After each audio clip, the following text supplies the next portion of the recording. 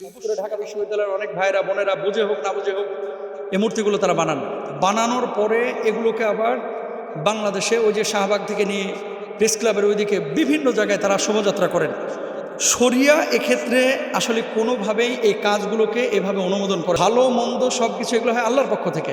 এখন আপনি যদি হুতুম পেঁচা দিয়ে বাংলাদেশে মঙ্গল আনতে পারেন তো হাতির দোষ করলো কি? আপনি যদি হুতুম পেঁচা দিয়ে বাংলাদেশে কল্যাণ আনতে চান কুকুর বিড়াল দোষ করলো কি? সুতরাং আপনার কাছে জানতে চাচ্ছি, সামনে পহেলা বৈশাখ আসলো থেকে, এবং পেঁচা মূর্তি অথবা প্রতীকী এই যে বাঁশ দিয়ে কোনো কিছু বানানো, এগুলো দিয়ে যে মঙ্গল শোভাযাত্রা করা হয়, এগুলো দিয়ে মঙ্গল আশা করা যায় কিনা, শরীয়ত এক্ষেত্রে কি বলে বা ইসলামের দৃষ্টিভঙ্গি কি? ভেরি ভেরি ইম্পর্টেন্ট একটা বিষয়।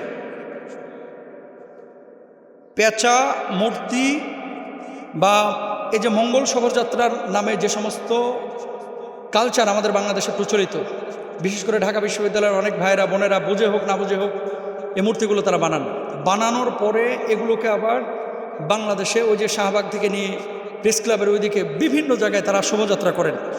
শরিয়া এক্ষেত্রে আসলে কোনোভাবেই এই কাজগুলোকে এভাবে অনুমোদন করে না। এবার আসেন কোত্থেকে এসেছে, বাকি কথাগুলো আমি পরে বলছি। মূলত মুঘল সম্রাট যে সম্রাট আকবর খাজানা আদায়ের সুবিধার জন্য হিজরি সনের পরিবর্তে এই সৌরভিত্তিক বাংলা সন চালু করেন। এটি ফসলি সন নামে পরিচিত। কৃষকদের ফসল তোলার সময় অনুযায়ী কর নির্ধারণ করে সহজ করার জন্য এই ক্যালেন্ডার চালু করা হয়েছিল। এটা মুঘল সম্রাট আকবরের সময়। এখন শুধু যদি এটা সময়ের সাথে সীমাবদ্ধ থাকতো তাহলে কিন্তু কোনো বিষয় ছিল না। সমস্যাটা হয়েছে কোন জায়গায়? মান তাশাব্বাহা বিকওমিন ফাহুয়া মিনহুম। আল্লাহ রাসূল সাল্লাল্লাহু আলাইহি ওয়াসাল্লামের একটি হাদিস হচ্ছে, কোনো জাতি যদি কোনো জাতির সাদৃশ্য অবলম্বন করে আল্লাহ সুবহানাহু ওয়া তাআলা সেই জাতিকে সেই জাতির অন্তর্ভুক্ত করে দেন। এখন আপনি দেখেন, যেখানে শরীয়তের বক্তব্য হচ্ছে ওয়াল কদরি খায়রিহি ওয়া শাররিহি মিনাল্লাহি তাআলা, ভালো মন্দ সব কিছু এগুলো হয় আল্লাহর পক্ষ থেকে। এখন আপনি যদি হুতুম পেঁচা দিয়ে বাংলাদেশে মঙ্গল আনতে পারেন তো হাতির দোষ করলো কি? আপনি যদি হুতুম পেঁচা দিয়ে বাংলাদেশে কল্যাণ আনতে চান কুকুর বিড়াল দোষ করলো কি? আপনি যদি হুতুম পেঁচা আর এই ধরনের এই যে কাঠ বাঁশ দিয়ে বানানো মূর্তি দিয়ে বাংলাদেশে কল্যাণ আনতে চান, তাহলে শরিয়ার যে বিষয়গুলো, যে ওয়াল কদরি খায়রিহি ওয়া শাররিহি মিনাল্লাহি তাআলা, তাকদীরের ফয়সালা আল্লাহর পক্ষ থেকে হয়, এই বিষয়টা কেমন হয়ে গেল না শরীয়তের সাথে সাংঘর্ষিক। এখন আপনি যদি মুসলিম হয়ে থাকেন, বাংলা সনকে আমরা অস্বীকার করি না, বাংলা সনের বিষয়গুলোকে আমরা অস্বীকার করি না। আমরা বলতে চাচ্ছি সনের জায়গায় থাকুক। আরবি সন যেমন সত্য, বাংলা সন যেমন আমরা বিশ্বাস করি, ইংরেজি সন যেমন আমরা বিশ্বাস করি, কিন্তু শরীয়ত যেগুলোকে একেবারে অনুমোদন করে না বা যেগুলোকে নেগলেক্ট করে সেগুলোকে আমরা বিশ্বাস করি না। আপনি দলিল নেন, আল্লাহ সুবহানাহু ওয়া তাআলা কুরআনুল কারীমের মধ্যে বলছেন, ওয়া ইয়ামসাসকাল্লাহু বিদুররিন ফালা কাশিফা লাহু ইল্লা হু। আল্লাহ যদি তোমাদের কোনো কষ্ট দেন তিনি ছাড়া তা দূর করার কেউ নাই।